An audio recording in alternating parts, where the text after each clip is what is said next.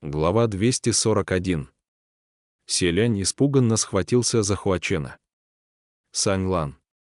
«Что с тобой?» Хуачен по-прежнему спокойно отвечал. «Все в порядке.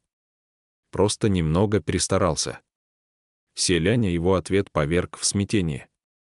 «Почему ты сразу мне не сказал? Разве это называется «все в порядке»?» Магические силы. Это все магические силы, которые Хуачен передавал селяню, всегда казались неисчерпаемыми. Он делал это с неизменной улыбкой, словно для него это ничего не значит. И все же магические силы не песчинки, приносимые морской волной.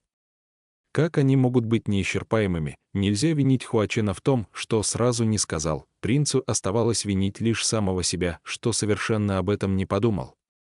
Охваченный сожалением и беспокойством, селянь произнес: «Я верну их тебе». Затем схватил лицо Хуачена и приник к нему поцелуем. Фэн Синь и Му Цин, которые собирались было подойти к ним, при виде такой картины мгновенно отшатнулись на несколько чжанов, оставляя двоих решать проблему своими силами. Проклятая канга больше не сдерживала принца, и он изо всех сил передавал Хуачену все магические силы, которые только мог собрать, чтобы тот поскорее восстановился.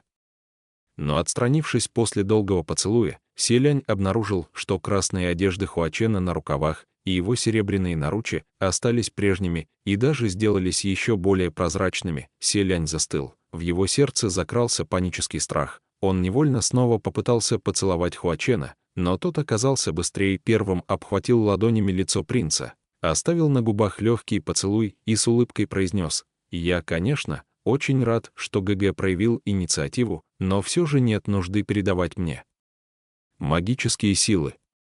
Впрочем, если ГГ хочет просто поцеловать меня, без магических сил, я совершенно не возражаю. Чем дольше, тем лучше. Подобные порывы в высшей степени приветствуются». Селянь, вцепившись в Хуачена, на грани срыва закричал: «Что это значит?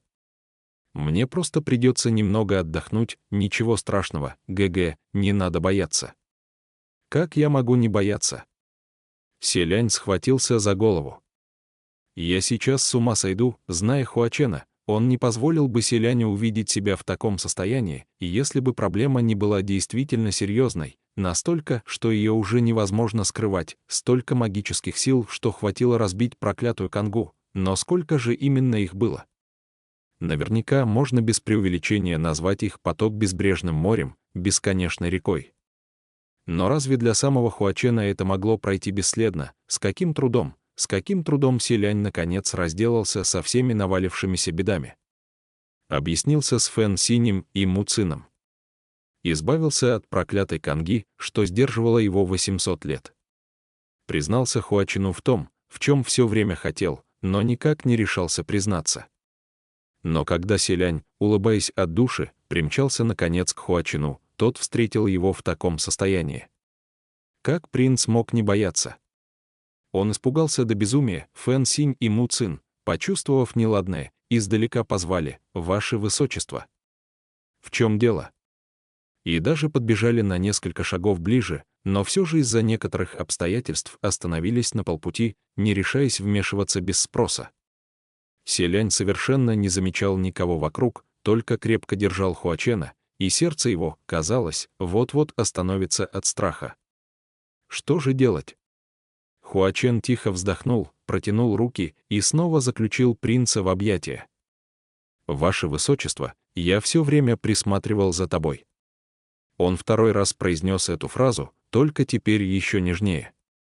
Селянь, схватившись за одежду на его груди, растерянно пробормотал: «Я знаю, я знаю.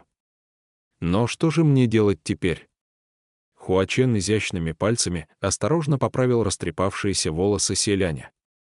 «Ваше Высочество, знаешь, почему я не мог покинуть этот мир?» Селянь не понимал, почему Хуачен до сих пор так спокоен, ведь сам он от волнения начал дрожать, но был настолько растерян, что все же немного глуповато переспросил. «Почему?» Хуачен прошептал: «Потому что человек, которого я люблю всем сердцем, все еще здесь, в этом мире». Услышав эту фразу, селянь на миг застыл. Кажется, ему уже где-то приходилось слышать подобное. Хуачен продолжал: мой возлюбленный смелая и благородная золотая ветвь с ешмовыми листьями. Он спас мне жизнь, а я с малых лет смотрел на него снизу вверх. Но больше всего мне хотелось догнать его, стать ради него лучше, сильнее. Хотя, возможно, у него не осталось обо мне воспоминаний, мы даже почти не разговаривали. Я хотел защитить его. Внимательно посмотрев на селяня, он добавил: «Если твоя мечта — помогать людям, попавшим в беду, то моя мечта — лишь ты один». Селянь, полагаясь на воспоминания, дрожащим голосом проговорил: «Но если останешься, ты не обретешь покоя». Хуачен ответил: «Я согласен вовек не обрести покоя».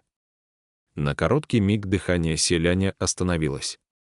Он будто сквозь сон услышал два голоса, один из которых спрашивал, другой отвечал. «Но если тот, кого ты любишь всем сердцем, узнает, что из-за него ты не обретешь покоя, боюсь, это его опечалит, ведь он будет чувствовать за собой вину. Тогда я не позволю ему узнать, почему остался, и все. Если он будет часто видеть тебя, то рано или поздно поймет. А я не дам ему заметить, что оберегаю его, и все». Тот призрачный огонек.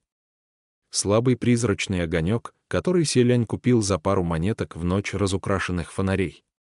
Огонек, который хотел поднять его из пустой могилы в холодную зимнюю ночь. Огонек, который пытался задержать его, чтобы оградить от опасности и безликого бая. Огонек, который кричал вместо него, когда меч сотню раз пронзал его сердце. Хуачен ровным тоном произнес: «Ваше Высочество, я знаю о тебе все. Твою смелость, твое отчаяние, твою доброту, твою боль, твою ненависть, твое отвращение, твой ум и твою глупость. Если бы было позволено, я бы хотел стать камнем под твоими ногами.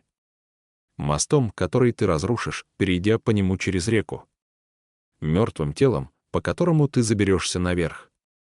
Грешником, которого ты заслуженно порубишь на 1000 кусков. Но я знаю, что ты не сделаешь этого». Он все говорил, и вместе с тем его кленово-красные одежды теряли цвет. Селянь, держа его дрожащими руками, по-прежнему не переставая переливал Хуачену магические силы, но все равно не мог остановить этот процесс постепенного исчезновения. У принца перед глазами все поплыло, сбиваясь и запинаясь, он произнес: «Ладно, не говори ничего, я понял. Ты только не надо так, пожалуйста, Саньлан. Я еще столько магических сил тебе не вернул, которые ты мне одолжил. И еще, вообще-то, я тоже не договорил много чего. Столько лет никто не слушал, что я говорю, ты ведь останешься, да? В самом деле, не надо так. Я не выдержу, Саньлан. Я правда не вынесу этого.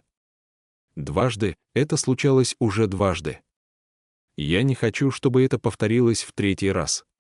Хуачен уже дважды исчезал с лица земли ради него. Умереть за тебя в бою — высочайшая честь для меня», — возразил Хуачен. Эта фраза прозвучала подобно смертельному удару. Селянь не смог больше сдерживать слезы, а они так и хлынули из глаз. Словно хватаясь за последнюю соломинку, принц сказал: «Ты говорил, что не оставишь меня». А Хуачен ответил: «Любому пиршеству настает пора завершиться».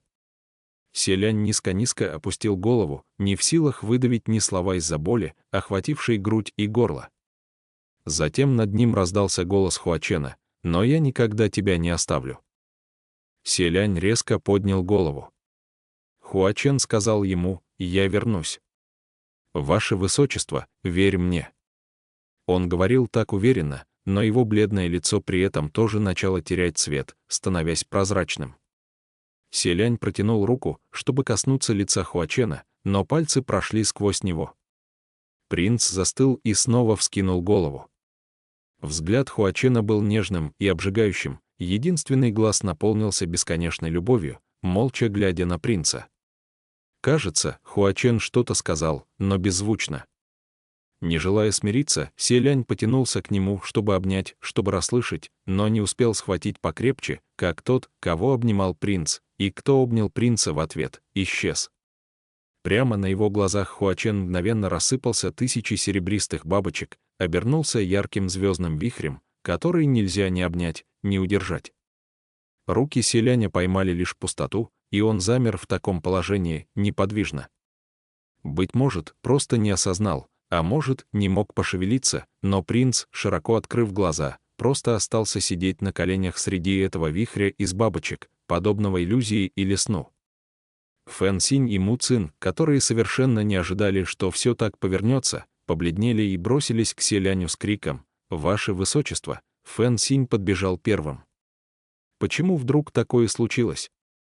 Ведь только что все было хорошо. Это из-за проклятой канги.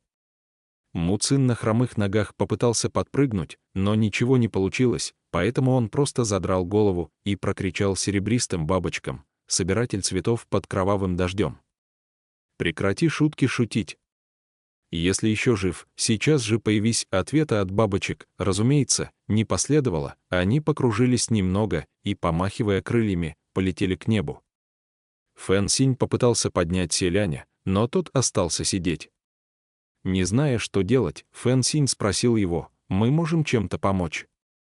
Нужны магические силы. Его можно спасти. Что теперь делать, в конце-то концов?» Му Цин тем временем что-то заметил и шикнул на Фэн Синя: «Ну все, захлопнись.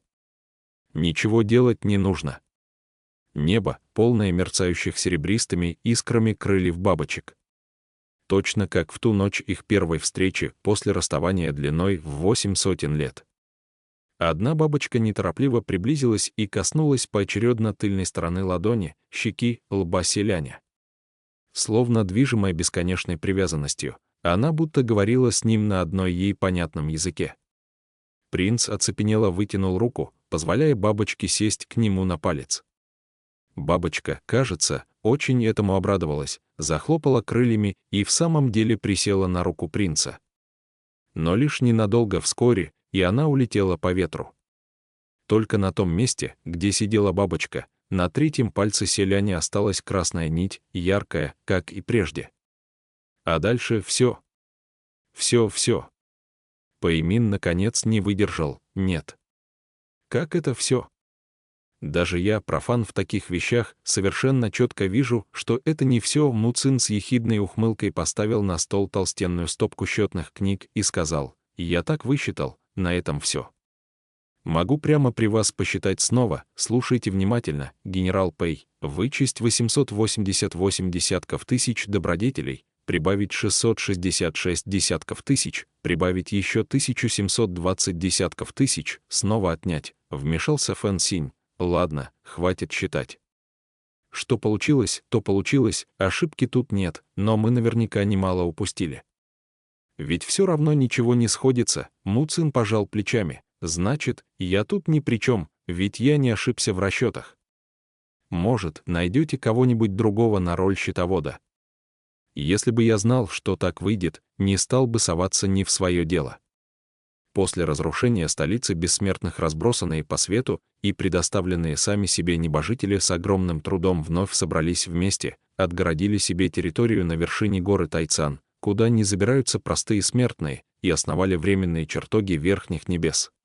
Сейчас небесные чиновники занимались бурным обсуждением постройки новой столицы бессмертных. Вот только, к их величайшему сожалению, тот страшный пожар не только спалил дотла необыкновенно величественные золотые дворцы всех божеств, отчего теперь им приходилось тесниться среди пустынных и холодных гор, отдыхая во временно установленных шалашах, но также уничтожил все важные документы и свитки. Споры не стихали уже несколько дней, но до сих пор небожители не могли провести даже простейший подсчет. Пэймин, одна рука которого была подвешена на повязку, надетую на шею, другой рукой задумчиво потер подбородок и сказал: «То ли мне кажется, то ли в тоне Сюаньчжэня в последнее время слышится все больше ехидства».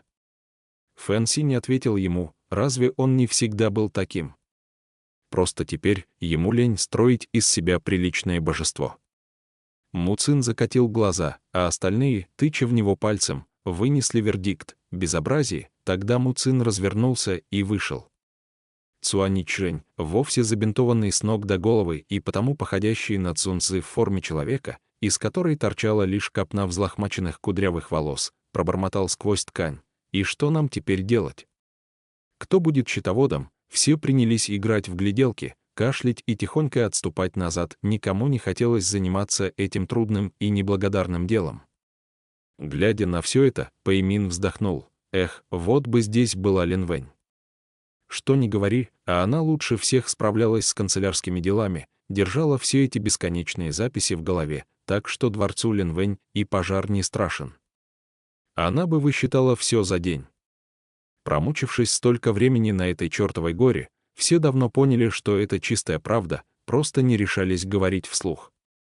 И когда кто-то наконец высказался, остальные дружно подхватили: да уж, впредь я никогда не назову дворец Лин Вэнь бесполезными, а я давно перестал их ругать. Снаружи шалаша кто-то объявил: господа, прибыла ее превосходительство, повелительница дождя. На лицах присутствующих небожителей отразилась радость, все разом высыпали наружу, чтобы встретить повелительницу дождя. И только Пэймин, немного поколебавшись с задумчивым видом, все же решил не выходить. Тем временем послышался еще возглас: «Ваше Высочество, и вы тоже пришли».